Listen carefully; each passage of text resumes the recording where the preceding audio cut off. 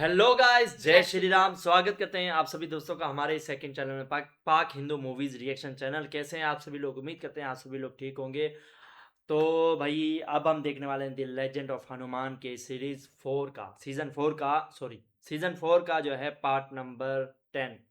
तो भाई पिछले पार्ट में तो मतलब कि अही रावण जो है वो जासूस बन के आया था। तो और उसने मतलब कि इंद्रजीत का जो सच है वो महाराज उसको बता दिया, विभीषण को। जी। तो अब जो है हनुमान जो कह रहे थे वो कह रहे थे कि मैं जाके उन्हें समझाऊंगा और वो जो है अपने मतलब के बल पर हुँ, युद्ध करेंगे, हुँ। ना कि नियमों का उल्लंघन करके युद्ध करेंगे। तो पहले हम पार्ट देख लेते हैं, उसके बाद फिर बात करते हैं। तो बने रहे हमारे साथ इस वीडियो के एंड तक। इंद्रजीत भला ऐसी मूर्खता क्यों करेगा हनुमान? उससे ये मूर्खता करवाने की कोई ना कोई विधि ढूंढ निकालूंगा मैं। तो ठीक है, मैं जाऊंगा अकेला। जब तक मैं जीवित हूं तुम चाह कर भी अकेले नहीं हो सकते हनुमान। क्या बात है। हौसला। वानर लंका की ओर बढ़े और उसके बाद वापस लौट गए। हाँ महाराज, हनुमान ने उन्हें आगे बढ़ने से रोक दिया। वो ऐसा क्यों करेगा? इतनी दूर से ये सुनाई नहीं दिया राजकुमार। क्योंकि हनुमान अपने धर्म का पक्का है। अपने साथियों के शवों के बीच खड़ा, क्रोध से भरा, उसके बाद भी वो युद्ध के नियमों का पालन कर रहा है। आपके शब्दों में उसके प्रति सम्मान लगता है पिताजी। हनुमान शत्रु है मेरा और मेरे ही हाथों तड़प तड़प कर मरेगा, पर इससे यह सत्य नहीं बदलता कि वो एक सच्चा योद्धा है। बिल्कुल। हाँ।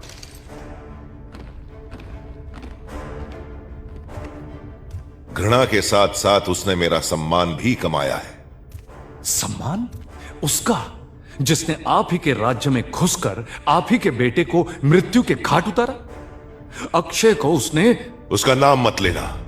आज केवल आने वाले कल की विजय का बीड़ा उठाना चाहता हूं, बीते कल की पीड़ा का नहीं। आज जो मैंने किया, अनगिनत जीवन पिताजी, अनगिनत, एक पल में समाप्त। अक्षय की बातों को विद्वत्तापूर्ण कहकर चिढ़ाता था मैं उसे। आज उन्हीं बातों को सुनने के लिए कान तरस रहे हैं मेरे। उम्र में हम सबसे छोटा, पर समझ में सबसे बड़ा था, है ना पिताजी? हम तीनों आपकी संतान हैं पिताजी। आपके अवगुण विरासत में मिले हैं हमें। मुझे मिली आपकी महान बनने की तड़प। अहि रावण को जो मन आए उसे प्राप्त कर लेने की सनक। और अक्षय? अक्षय हम सबसे अलग था वो पिताजी। आपको देखकर मैं छोटी आयु में ही समझ गया था कि एक योद्धा का सबसे घातक अस्त्र है उसका अहंकार। अहंकार से विजय का विश्वास आता है और विश्वास से विजय। पर एक बात समझनी रह गई थी कि अहंकार उतना ही करो जितना कि कौशल हो। मैंने आपसे सीखकर अपने कौशल को बढ़ाया और अहंकार पर नियंत्रण पाया, पर अहिरावण यह नहीं कर सका। आपके लाख मना करने के बाद भी वो काली विद्या पढ़ता रहा, बिना ये सोचे कि इसका परिणाम क्या हो सकता है। उसके इस अहंकार ने न जाने उसकी क्या दुर्गति की होती अगर आप उसे बार बार न बचाते। जब अहिरावण आपका शिष्य न बन सका तो आपने उससे बेटा होने का अधिकार भी छीन लिया। पर अक्षय, अहंकार उसे छू तक न सका। अक्षय वो बेटा था जो आप अपने पिता के लिए बनना चाहते थे। दादाजी के गुण थे उसमें, विद्वान, शांत। एक वही था जो आपके मुख पर मुस्कुराहट ला सकता था, जिसे आप एक शिष्य ने बेटा मानते थे, स्नेह करते थे, सम्मान करते थे। कभी कभी सोचता हूं कि यह संसार कुछ और होता, मैं कुछ और होता, अगर आपने केवल शास्त्र अपनाए होते। शस्त्र नहीं। बिल्कुल। गलत सोचते हो, क्योंकि इस संसार में शांति बनाए रखने के लिए भी शस्त्रों की शक्ति लगती है।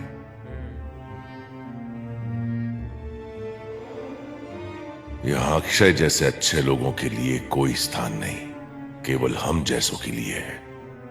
तुम्हारे और मेरे भीतर अगर कभी कोई अच्छाई थी भी तो अब नहीं रही। मुझे कल के युद्ध के लिए योजना करनी चाहिए। हां, करनी है। आज तुमने वानरों को भय के अर्थ से परिचित कराया, कल तीनों लोगों को करवाओगे। कल कोई जीवित नहीं बचना चाहिए। मैं आपको निराश नहीं करूंगा पिताजी।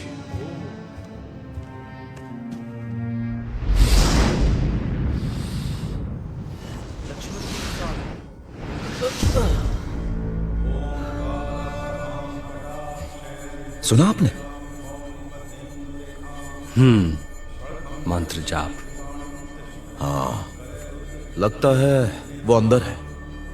सूर्योदय होने वाला है, समय अधिक नहीं है हमारे पास।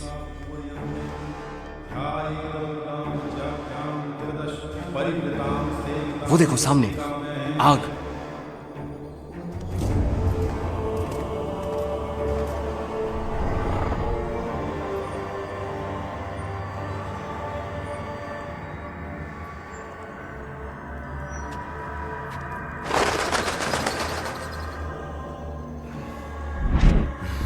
तुम? हाँ, हम। मुझसे लड़ने आ गए अकेले? इतने मूर्ख हो नहीं पता था।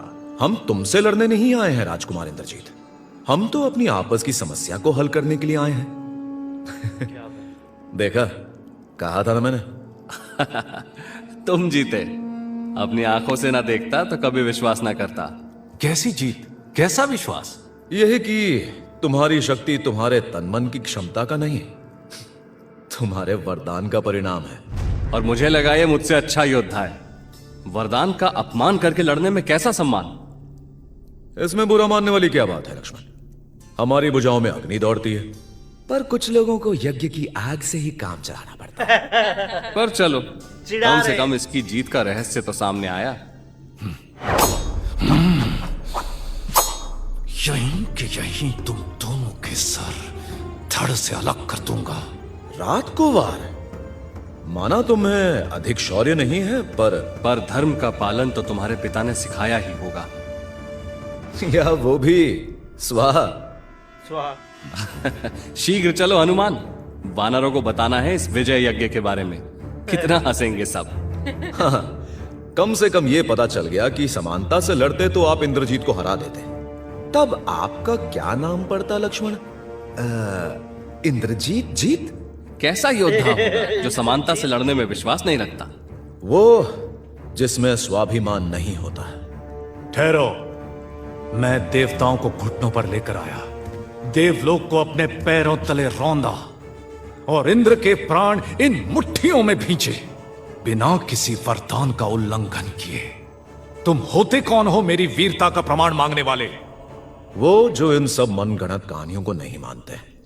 मुझे बस आंखों देखी पर विश्वास है, और इस समय मेरी आंखों के सामने खड़ा है एक लाड़ प्यार से पला राजकुमार, जो बिना वरदान मेरा सामना करने से भयभीत है। ये तुम कह रहे हो? तुम वायु के पुत्र, और तुम जिसका भाई साधारण मनुष्य से कहीं अधिक शक्तिशाली है। मानता हूं हम सब में शक्तियां हैं, पर हम सब की शक्तियां एक दूसरे को काट सकती हैं। किंतु तुम अपने वरदान की छाव में सुरक्षित बैठे बैठे वार करते हो। तुम योद्धा नहीं, हत्यारे हो।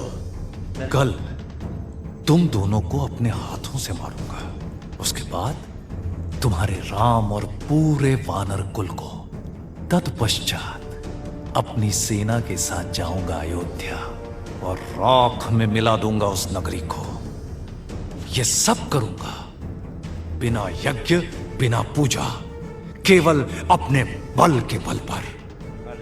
कारण फंस गया। मुझसे महान योद्धा फंस गया। आज तक न जन्मा है और ना ही जन्मेगा। ठीक है इंद्रजीत, तुम्हारे कहे इन शब्दों को तुम्हारा वचन मान लेता हूं। कल जब हम एक दूसरे के सामने आएंगे तो केवल योद्धा से योद्धा टकराएगा। मेरी गदा तुम्हारी प्रतीक्षा करेगी।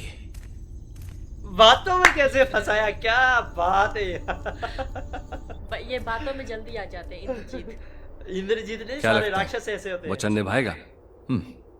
वो तो अब सुबह ही पता चलेगा, जो बस होने ही वाली है। हमें लौटना चाहिए हमारे लोगों के पास। आज या तो इंद्रजीत होगा पराजित या विनाश होगा हमारा।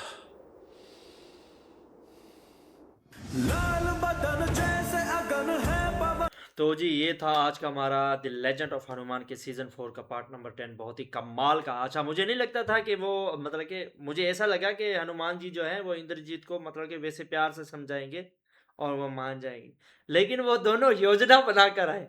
अच्छा, मुझे पता है क्या लगा था। मैंने कहा जैसे ये क्या कर रहे थे, यज्ञ यज्ञ कर रहे, इसकी यज्ञ जो है ना वो भंग करने के लिए आए हैं। भांग और तो यज्ञ हो गया, हाँ, जब वो हो गया आगे था। वो भांगी हो गया। हाँ पर मुझे ऐसे लगा कि वो बातों से समझाएंगे, लेकिन वो बातों से समझने वाली पार्टी नहीं रहे।